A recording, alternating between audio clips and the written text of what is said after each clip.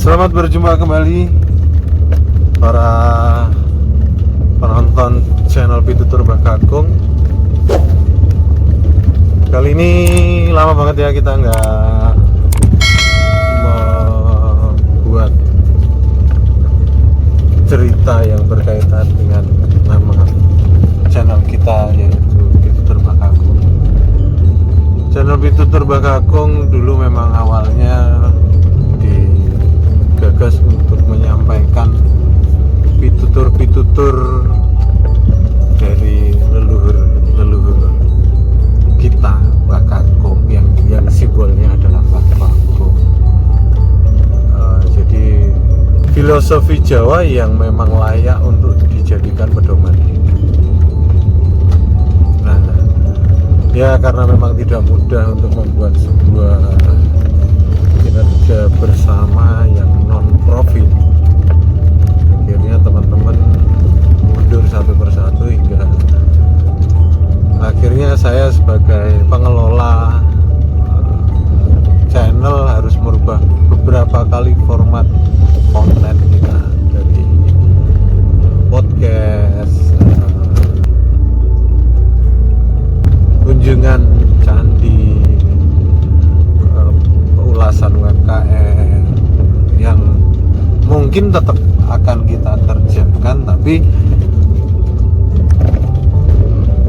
kami, nggak saya sendiri ya yang mengelola channel Pitutur Mbah Kakung ini, kami berusaha sebisa mungkin kembali kepada konsep awal, yaitu menyampaikan atau menerjemahkan filosofi Jawa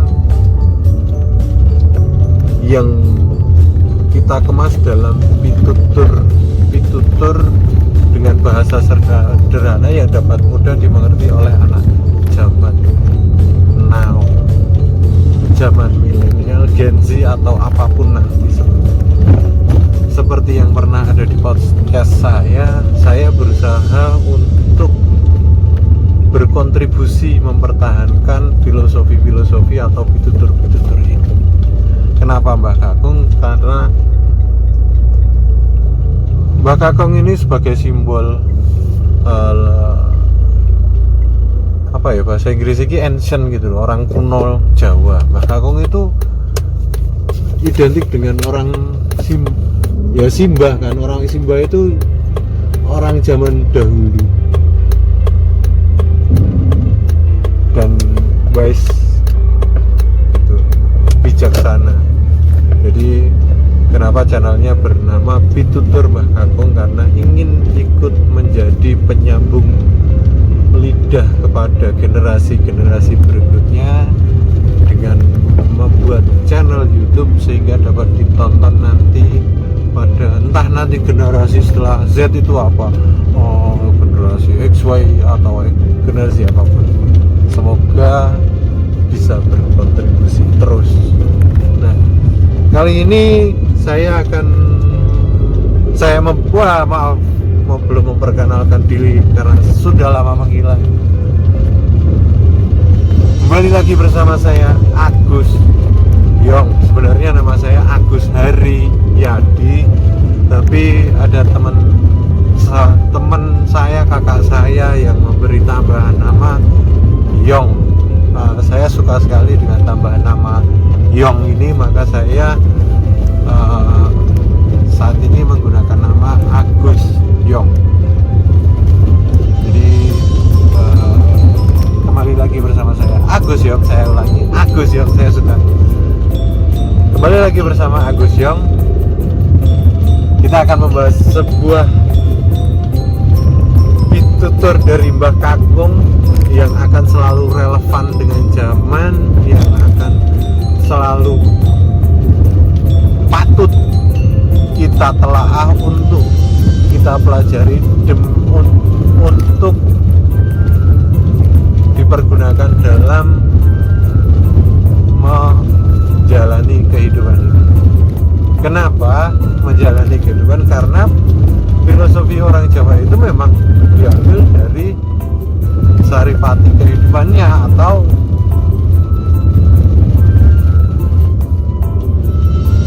pengalaman hidup yang sudah dialami. Yang pertama saya akan membahas tentang cecak nguntal caga cebol gayu lintang, atau kalau yang suka mendengarkan dalang Seno almarhum ada tambahan kalimatnya seperti bapak niku terus ngombe puyer patang murah. Bingung lah. Awang mencere anak gayu anak ratu cobi. Padha karo cecak nguntal cagak cebol gayu wulan tutung-tutung lintang nang kelakone Jepang urunge. Ing atase ping anak Semar karo gayu putri ora kaki. Dari tambahan itu kan jelas filosofinya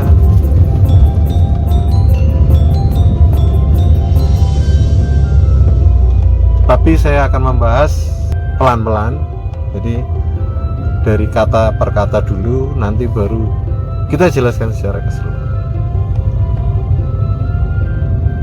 Cecak nguntal jaga untuk kalimat pertama dari 3 kata cecak nguntal jaga. Dalam bahasa Jawa cecak sama cicak, dalam bahasa Indonesia artinya sama, cecak cicak. Tapi unik ya, kenapa dipilih hewannya cicak. Tapi memang cicak itu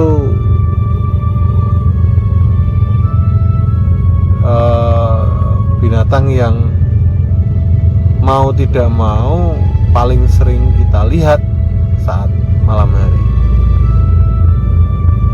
Paling sering ya, bukan berarti setiap saat kita lihat karena ya setiap rumah berbeda-beda. Nah, kata berikutnya adalah nguntal. Nguntal, apakah arti bahasa Indonesianya nguntal? Nguntal itu sebenarnya kalau dalam susunan atau aturan bahasa Jawa kita yang masih menggunakan bahasa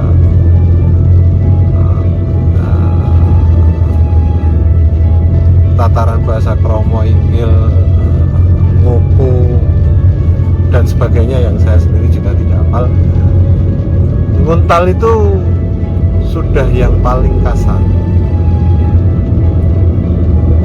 untuk kata makan. Nah, ini yang menarik. Sebenarnya makan, cara nguntal ini betul artinya makan, tapi cara memasukkan makanannya berbeda seperti makan pada umumnya. Kalau makan kita pakai sendok atau pakai tangan kan satu persatu. Kalau nguntal itu lebih pada sesuatu yang bulat atau masih utuh dimasukkan secara langsung ke dalam mulut, tapi tetap kasar. Itu kata yang kasar. Nah, diksi kasar ini juga diksi nguntal ini juga cukup aneh. Kenapa dipergunakan dan pelakunya adalah cicak? Sudah cicak, hewan yang tidak disukai, katanya juga kasar. Nah, berikutnya adalah caga. Dari kalimat pertama cecak nguntal caga yang terdiri dari 3 kata. Caga adalah tiang yang dalam kesehariannya masyarakat Jawa zaman dahulu rumahnya pasti banyak tiang karena terbuat dari kayu. Caga di sini dalam bahasa Ngoko biasa, bukan yang kasar.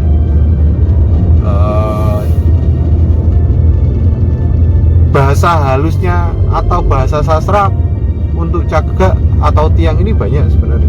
Salah satunya soko.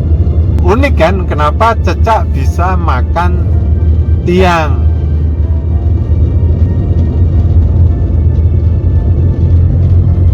Gimana? yang terlintas bagaimana?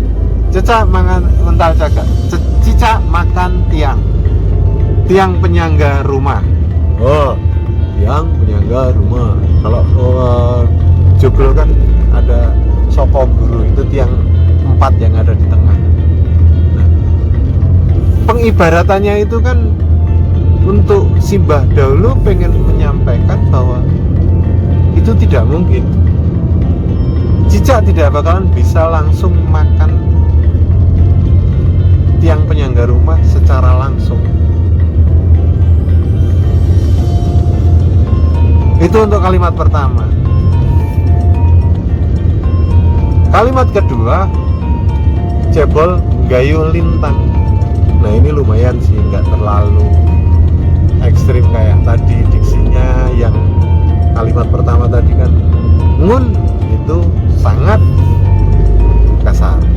Sampai saat ini kata nguntal itu untuk kata makan yang paling kasar. Nah, cebol gayung lintang ada, jadi kalimat kedua tadi juga ada 3 kata, yaitu cebol, gayuh, dan lintang. Untuk arti kata cebol yang pertama itu sama ya untuk dengan bahasa Indonesia. Cebol adalah orang, mohon maaf, yang tidak tinggi, ukurannya tidak tinggi, atau bisa dikatakan di bawah rata-rata juga. Nah, gayo adalah artinya adalah menggapai. Lintang pasti mudah ditebak oleh teman-teman, yaitu bintang. Cebol, gayuh, lintang secara lugas atau harfiah adalah orang pendek yang ingin menggapai bintang di langit. Sama seperti cecak nguntal cagak tadi, kesimpulannya adalah tidak mungkin. Jadi filosofi pertama untuk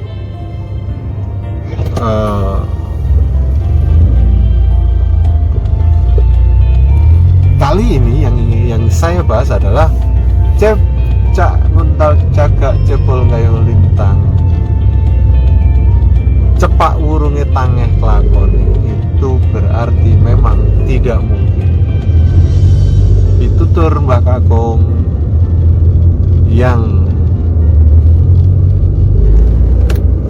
berbunyi cicak nguntal cagak cebol gayuh lintang itu dimaksudkan untuk memberi nasihat kepada seseorang yang melakukan hal yang tidak mungkin. Apakah itu hal yang tidak mungkin? Misalnya saya berpacaran dengan Raisa, tidak mungkin. Kenapa tidak mungkin? Karena Raisa suaminya ganteng sekali, sudah punya suami dan suaminya ganteng sekali, kan tidak mungkin. Begitu dulu teman-teman semua, satu pitutur dari pitutur Mbah Kakung yang kita bedah artinya, yang kita coba sederhanakan dan kita sampaikan agar mudah ditangkap untuk generasi-generasi berikutnya. Sampai ketemu lagi dengan saya Agus Yong di channel Pitutur Mbah Kakung, dengan pitutur-pitutur yang lain yang akan coba kita sampaikan dan kita cari maknanya bersama-sama sesampai-sampainya saya menyampaikan dan sepaham-paham saya memahami. Terima kasih sudah menonton, sampai ketemu lagi.